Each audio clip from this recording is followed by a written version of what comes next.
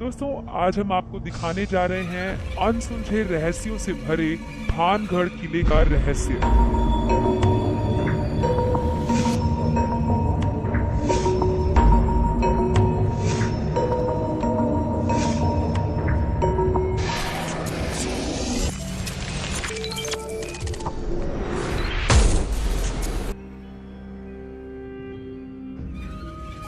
भानगढ़ किला भारत की सबसे डरावनी जगहों में से एक है और शायद इससे जुड़े कई अनसुलझे रहस्य हैं जिन्हें लोग जानने के लिए हमेशा उत्सुक रहते हैं। इस बात पर कोई शक नहीं है कि यहाँ काफी मात्रा में अलौकिक शक्तियाँ पाई जाती हैं जो लोगों को अपनी तरफ आकर्षित करती हैं। भानगढ़ किले से संबंधित बहुत सी डरावनी कहानियां भी हैं। ये किला राजस्थान घूमने आने वाले लोगों का मुख्य आकर्षण का केंद्र भी है। जिज्ञासु यात्री अक्सर यहाँ इस दुविधा की खोज करने के लिए आते हैं ताकि वे भानगढ़ किले की रहस्य को सुलझा सकें। भानगढ़ किला अपने समृद्ध इतिहास के लिए भी जाना जाता है और ये किला भारत की प्रसिद्ध टूरिज्म जगहों में से एक है। भानगढ़ किला 17वीं शताब्दी में भारत के राजस्थान में बनाया गया एक किला है। इसे मान सिंह अकबर के दरबार के नौरत्नों में से एक ने अपने छोटे भाई माधो सिंह के लिए बनवाया था। उसके दादा मैन सिंह और भान सिंह के बाद इसका नाम माधो सिंह रखा गया था। किले की सीमा के बाहर ही 1306 लोगों के 200 घरों का गांव विकसित हो रहा था। ये गांव और किला और उसके आसपास रहने वाले लोग पहले काफी संरक्षित थे।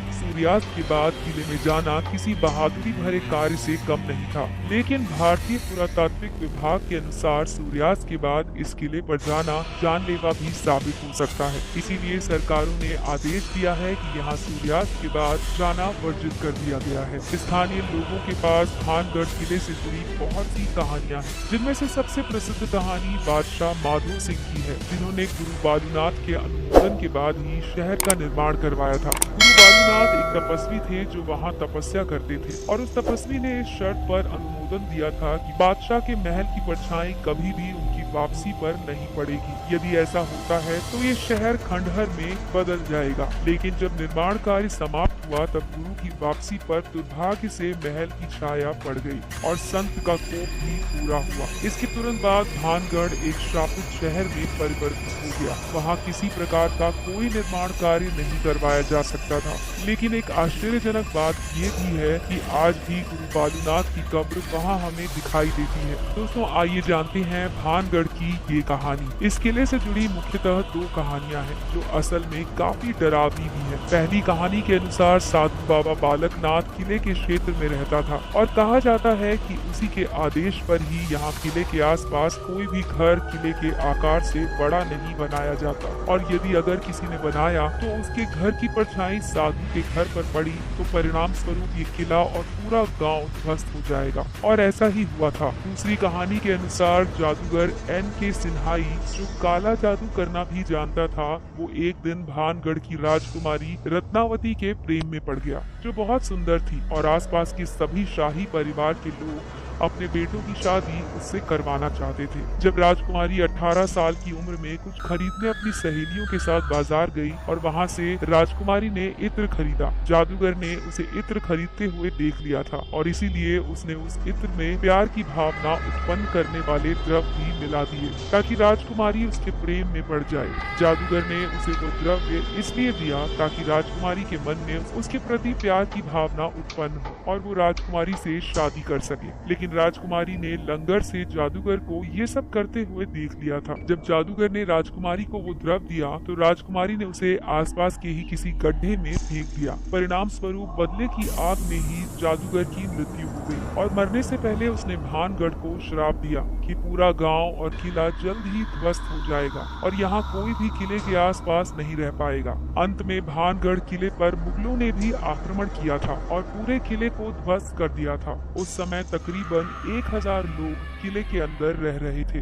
उस समय राजकुमारी को मिलाकर किले में रहने वाले सभी लोग मारे गए और कहा जाता है कि आज भी वो किला जादूगर के श्राप से प्रभावित है। लोगों का मानना है कि आज भी इस किले में राजकुमारी और उस जादूगर की आत्मा भटकती रहती है। भूगोल के अनुसार से भानगढ़ किला राजस्थान के अलवर जिले की अरावली पर्वत श्रृंखला पर सारिका रिजर्व की बॉर्डर पर बना हुआ है। किले के सबसे पास का गाँव गोलाक पास है। ये किला पहाड़ियों के के निचले भाग पर ढलानी इलाके में बसा हुआ है और विनाश हुए राजा का महल पहाड़ियों की निचली ढलान पर बना हुआ है, जो भाग तालाब और पेड़ों से घिरा हुआ है। इस तालाब में प्राकृतिक धाराएं बहती हैं। कहा जाता है कि यह तालाब राजा के महल के भीतर था। ये किला दिल्ली से 235 किलोमीटर दूर है और किले का प्रवेश द्वार उबड़ खाबड़ सड़क पर 2 किलोमीटर तक पैदल चलने के बाद आता है। ये किला थाना गाजी से 20 मील यानी कि 32 किलोमीटर दूर है। पूरी तरह से तबाह हो चुके किले के प्रवेश द्वार से प्रवेश करते समय आपको मंदिर, छोटे छोटे महल और हवेलियां देखने को मिलेगी।